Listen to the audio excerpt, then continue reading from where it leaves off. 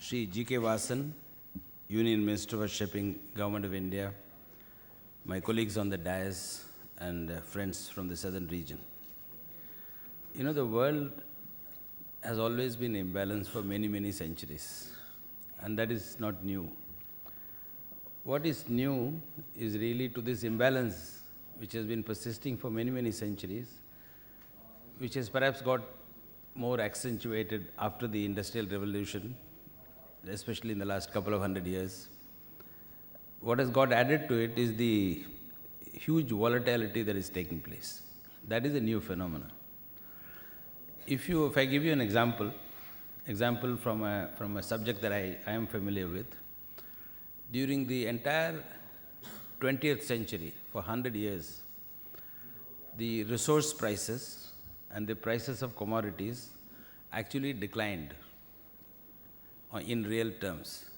The price of oil and price of gas, price of steel, price of many metals, price of iron ore, price of coal, price of natural resources and prices of commodities actually declined in real terms over a 100-year period. And that gave a tremendous amount of boost, and it is on the back of that the world economy grew. And if you see the 20th century, the GDP in the 20th century grew something like 20 times. The population, I think, grew some 4 or 5 times.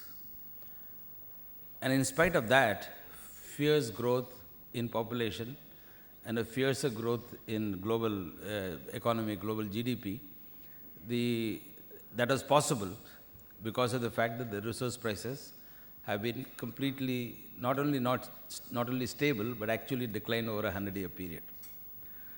But that era is over, and you see in the last 10 years what has been happening in terms of not only higher prices, but also higher volatility in prices.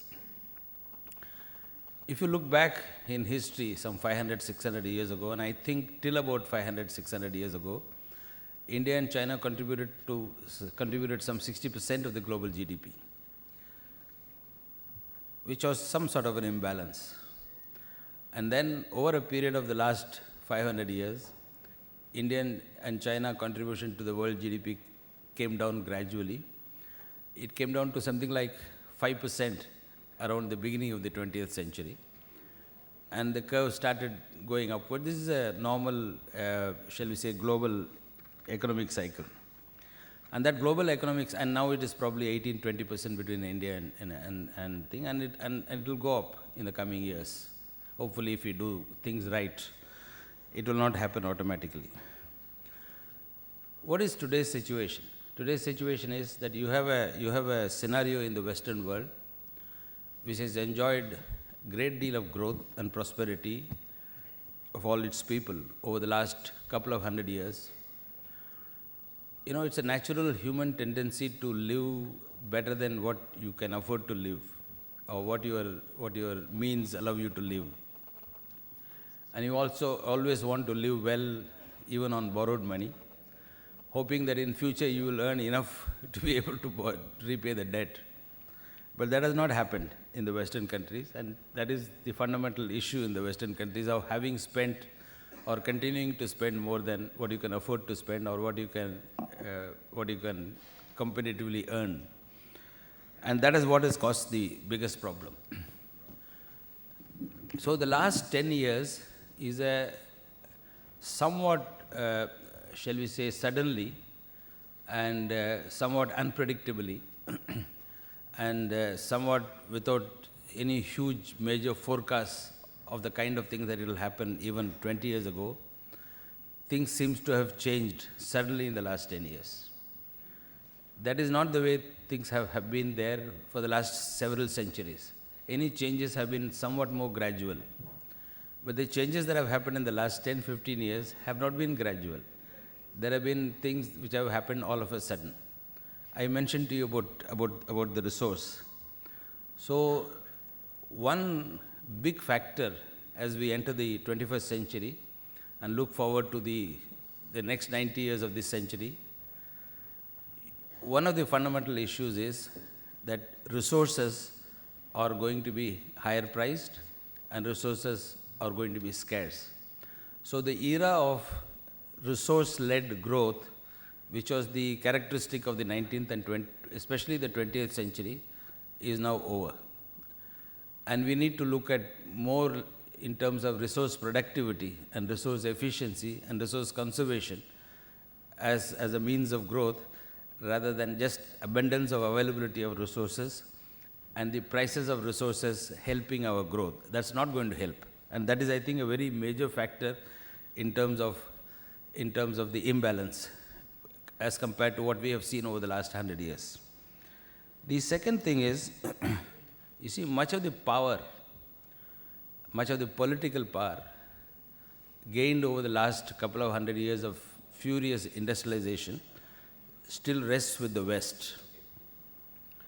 It still rests with the West in terms of dictating global policies, in terms of influencing global policies. All that power rests with the West. Of course, that power is shifting gradually. And as more and more of those power has shifted to China, and I think India is in a good position to grab more of that power if we do things right. But still, the power rests with the West. And power rests with the West, which has got these debt problems, and which has got these problems of low competitiveness, and which has got these problems of inability to grow and inability to sustainably grow over long periods of time, as it has done over the last 200 years. And nobody is going to give up power easily. It's not easy to give up power.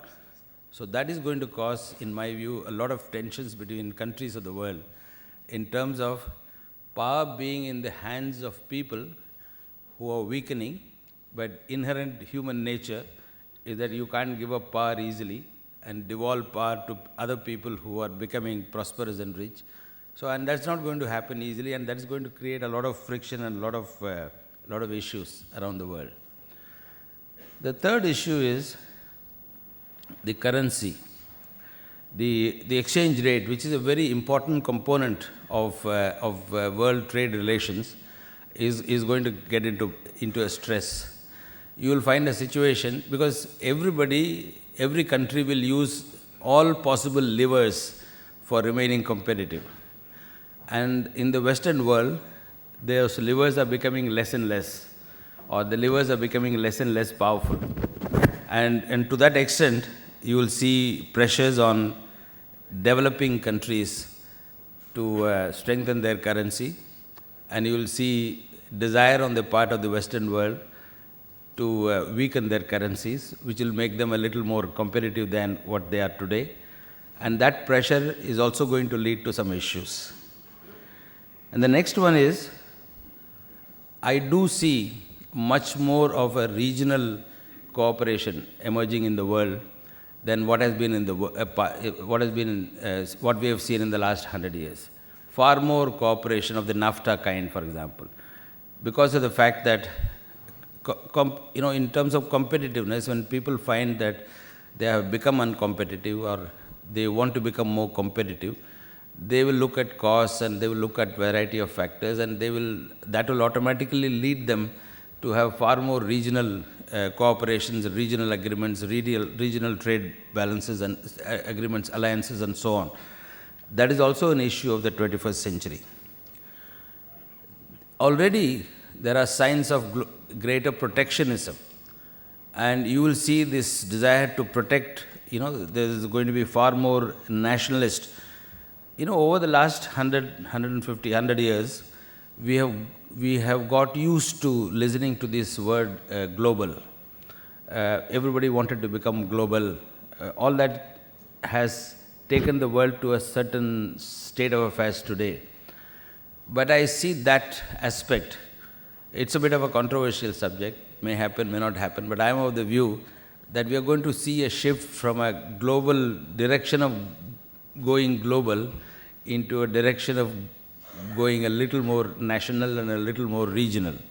That itself is going to change the way we think on many things.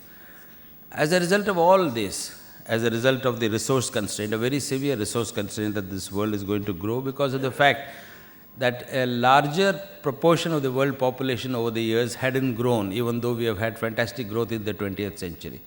The bigger population is about to grow, and therefore that is going to put stress on resources and is going to put on not only availability of resources but also on the price of resources.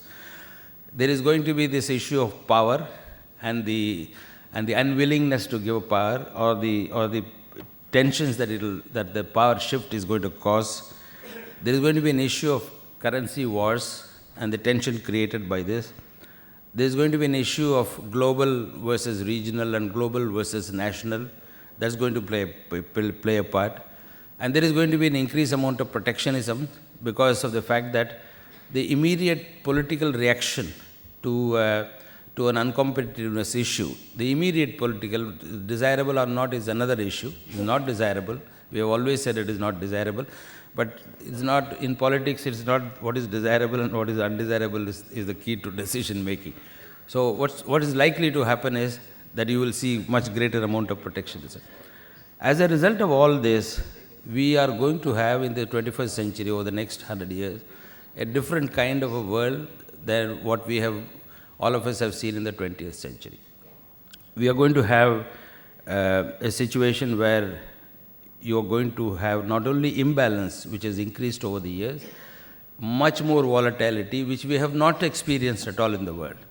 So when you sit down to make your annual business plans or the 5-year or a 10-year business plans for your company, you're going to be under stress as to what are you going to assume, how are you going to see things over the next 5 years, 10 years. So we will find it much more difficult to make future plans, and adaptability and flexibility and a nimble-footed thinking and a sharp mind are the ones. I'm not saying that I don't have answers. I have answers for every of these volatility problems, but it's a new world, and we need to take into account that we are going to be in a new world when we sit down to make our plans for the future. So adaptability and flexibility will become more important than a fixed and firm plans and so on.